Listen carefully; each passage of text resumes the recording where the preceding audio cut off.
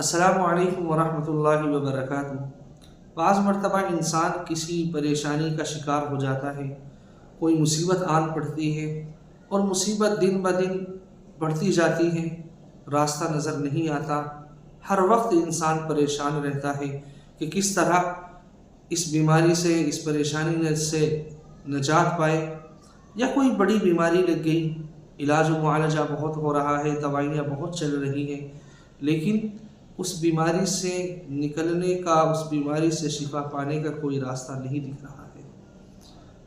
بہت سے لوگ ہیں، کوئی بیماری لگ گئی، لاکھوں کروڑوں روپیہ خرچ ہو گیا، لیکن اس بیماری سے شفا نہیں مل پا رہی ہے۔ تو جب ایسے حالات ہو جائیں کہ کوئی راستہ نظر نہ آئے، مصیبتوں سے چھٹکارا ملنا مشکل ہو جائے، تب آپ یہ عمل کریں۔ آپ دن میں 500 مرتبہ یا ارحم الراحمین، یا ارحم الراحمین، یا ارحم الراحمین اس ورد کو کیا کریں۔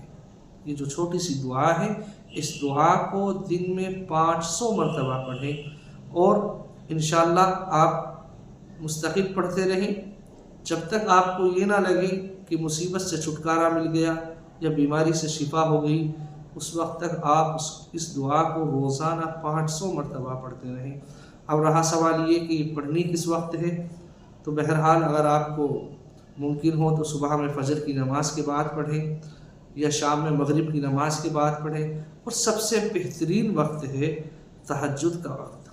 اگر آپ تہجد کے وقت اٹھ سکتے ہوں، اپنے آپ کو جگا سکتے ہوں، اس وقت اگر آپ اس دعا کو پڑھیں گے تو انشاءاللہ ضرور فائدہ آپ کو حاصل ہوگا، کیونکہ تہجد کا وقت ایسا ہوتا ہے کہ جس وقت کے اندر اللہ تعالیٰ پکارتا ہے کہ مانگو کیا مانگنا ہے، جو کچھ مانگو کہ ضرور عطا کروں گا۔ ہم تمام لوگوں کا ایک بڑا مسئلہ یہ ہو گیا کہ جس وقت اللہ تعالیٰ کا اعلان عام رہتا ہے، یعنی تہجد کے وقت جو سب سے قیمتی وقت ہے، ہم ان اوقات کے اندر سوتے رہتے ہیں، ان اوقات کو قیمتی نہیں سمجھتے۔